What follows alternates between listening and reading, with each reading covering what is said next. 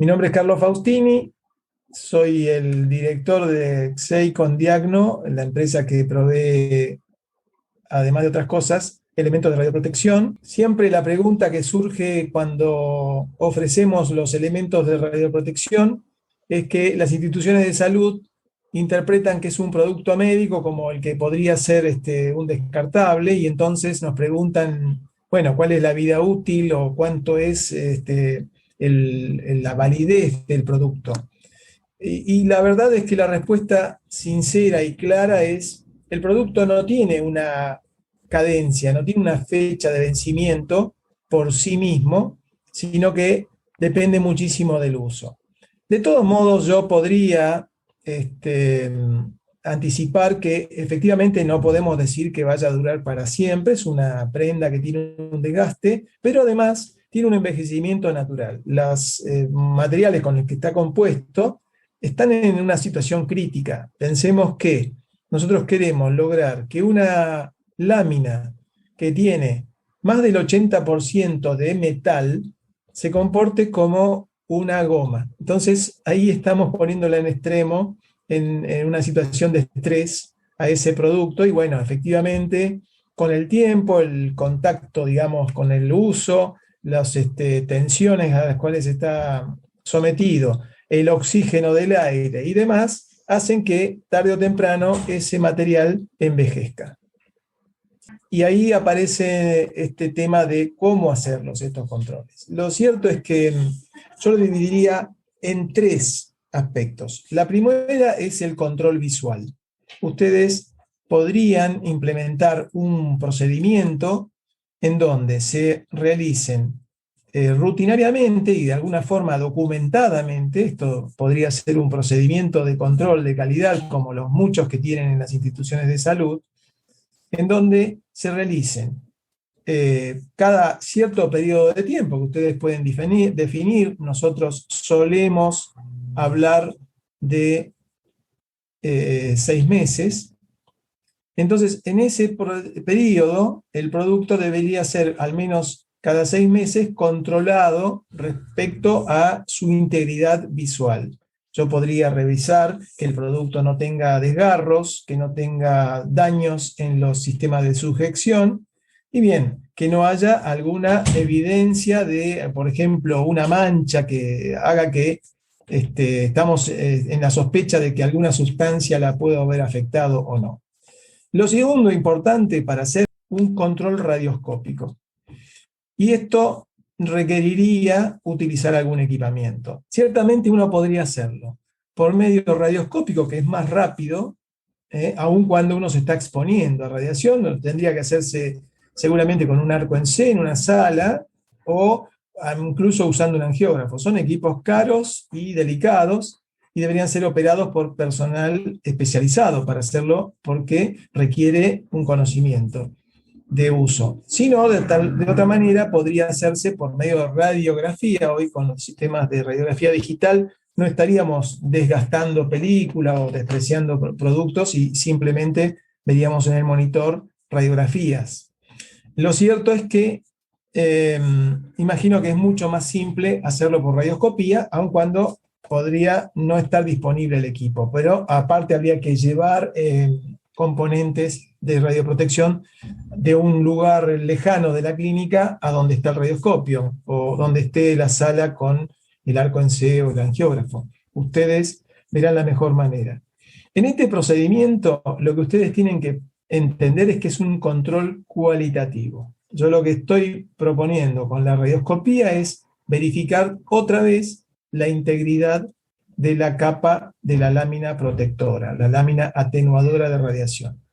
De esta manera, ustedes recorriendo el producto en los bordes, en la parte superior, inferior, etcétera, van a determinar si no hay rajaduras, si no hay roturas internas, porque puede pasar que por una equivocación se lo apoye al producto sobre algo punzante y eso deteriore la goma, pero no así la tela exterior. Entonces uno lo ve íntegro, pero al fin y al cabo en ese lugar tenemos una rajadura, un daño.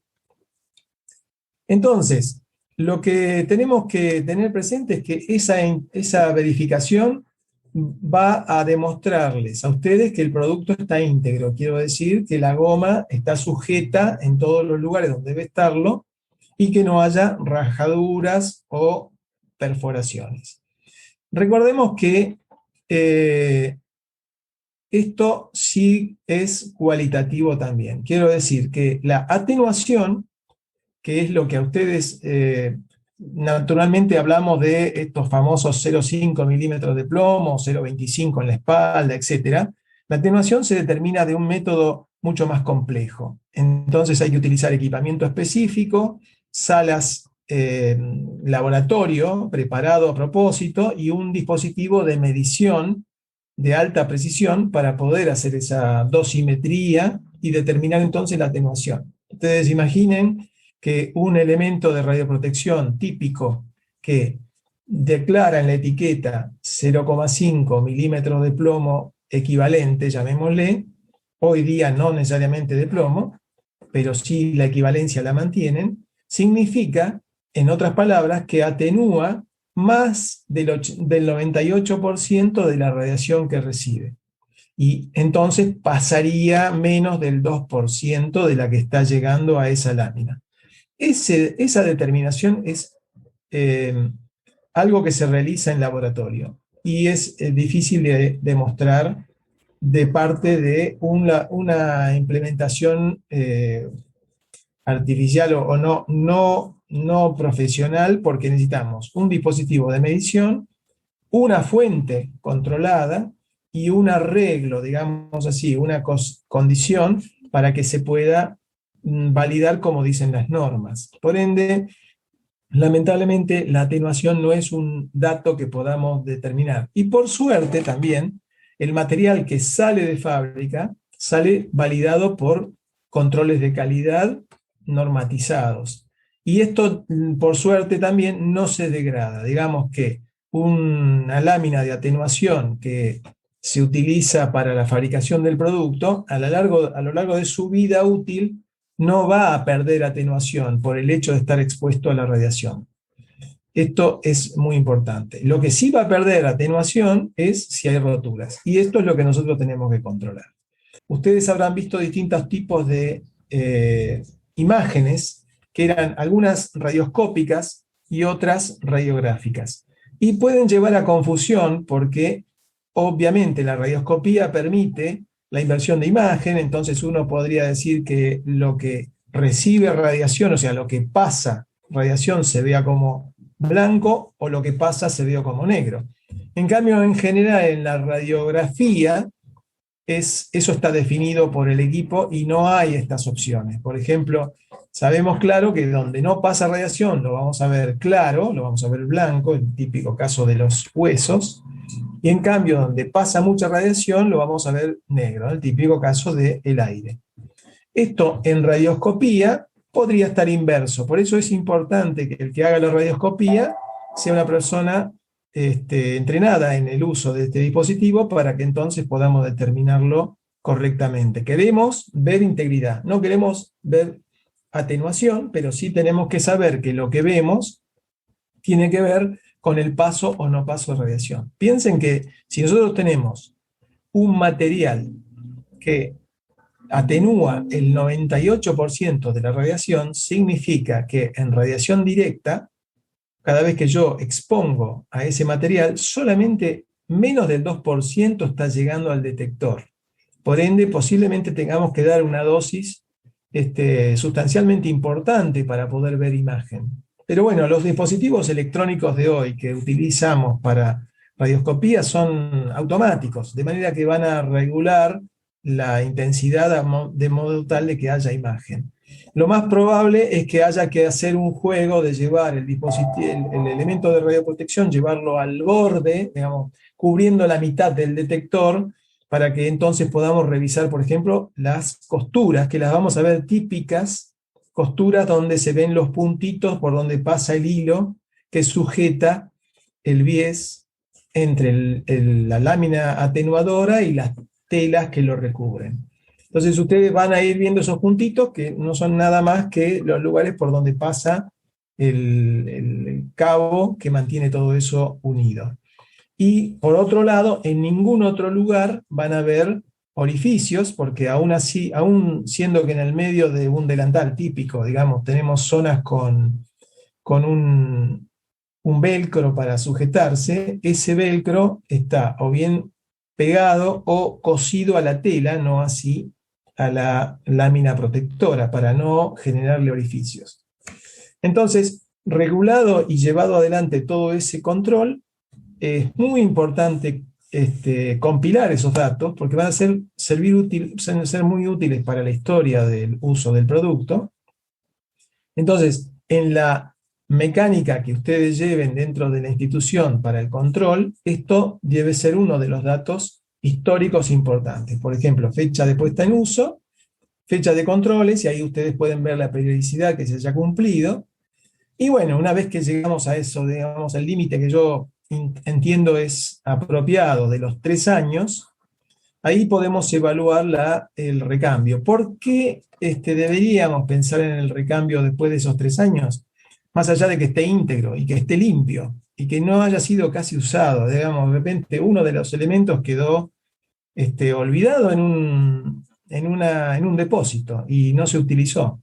Bueno, es verdad que el producto mantiene su integridad y su atenuación, pero como les dije, los efectos, digamos, naturales del envejecimiento van a hacer que ese material, esa lámina, pierda cierta flexibilidad y sea posiblemente un poco más quebradizo, que al momento de ponerlo a usar y al momento de que el operador no va a estar cuidándose o manejándose de una forma especial para que no se dañe, en el momento del uso es lo más importante, la protección de la persona, ese material podría generarse estas quebraduras o rasgaduras a partir de que el material elastomérico con el que está compuesto va a ir perdiendo la flexibilidad. Esto, un consejo, no ocurre. De hecho, nosotros tenemos casos con materiales en uso de más de 5 años y están en perfecto estado. Y por otro lado, hemos visto accidentes de materiales que han sido por ahí dañados por salpicaduras de materiales que dañen o que ensucien la superficie, y esto descartarlo, porque, bueno, la institución puede también tener un estándar en donde diga, bueno, yo no voy a estar utilizando un material que no lo puedo poner en la lavadora, y queda desprolijo, que esté manchado, y también trae a condición esto de que alguien podría suponer o presuponer que por el hecho de la mancha ese material no está bien cuidado. Entonces, a la larga, los manchados también pasan por el camino de la recicle y descarte. Claramente, siempre el chequeo es la barrera que indica que ya no esté en condiciones, no otra cosa. Y en cuanto a la atenuación, sin duda, la atenuación la va a mantener en toda su vida útil y aún después, porque el material de atenuación, la lámina que está dentro de los delantales, no pierde metal. Entonces, eso va a estar siempre. La atenuación de radiación se logra gracias a dos factores, que son peso molecular alto y masa. O sea, por eso lamentablemente usamos materiales pesados y ustedes tienen que cargar con 3, 4, 5 kilos, depende del tamaño de la prenda, encima, porque esto es lo que protege. No hay otro método de protección ante las radiaciones, no hay plásticos que lo puedan suplantar. De hecho, ustedes podrían hablar de, muchas veces se confunde el delantal de radioprotección con un chaleco antibalas de Kevlar y qué sé yo. Bueno, el chaleco de Kevlar es muy bueno para parar una bala, pero es radiolúcido a las radiaciones X. Entonces, no sirve en este caso, no para rayos X, para un trozo de metal a alta velocidad, pero no para un rayo X. Entonces, eh, finalmente, como comenté por allí, el tema del descarte. Bueno, en el momento de llegar al punto en donde ese material no sirva para utilizarlo comúnmente, tenemos que tener dos caminos. Uno para los que tengan plomo y otros para los que no lo tengan. Los que tienen plomo si van a ser descartados, tienen que ser tratados como un residuo peligroso. Esto lo dice la norma de los residuos. Es una categoría específica, que es la que tiene plomo, y deberá ser llevado a un sitio que pueda tratar ese tipo de residuos. Y esto fue siempre el mayor obstáculo que los elementos de radioprotección con plomo tuvieron en el pasado, que fue cuando empezó a haber una conciencia por el descarte de materiales peligrosos, como es el plomo, mercurio, etc. Esto trajo aparejado un problema más. Descartar plomo no es lo mismo que descartar una gasa o un pedazo de hierro, por ejemplo. Y si no tuviera plomo, estos serían un residuo común, es decir, uno podría tirarlo junto con otros descartes que ustedes hagan de prenda de vestir y demás. Lo que ocurre es que todavía tienen una segunda vida posiblemente. Si yo puedo reciclar ese trozo de un material laminado que para los rayos X, bien puede servir para armar una cortina que vaya sujeta a una mesa de cirugía, o un pequeño protector más fino, digamos de 0,25, es decir, una de las láminas, no todas las láminas juntas, para niños, para protección gonadal, o también una pequeña pollerín para poder radiografiar a los chicos en un tórax, y yo por cuestiones de integridad protejo la parte inferior del niño, que me parece muy apropiado.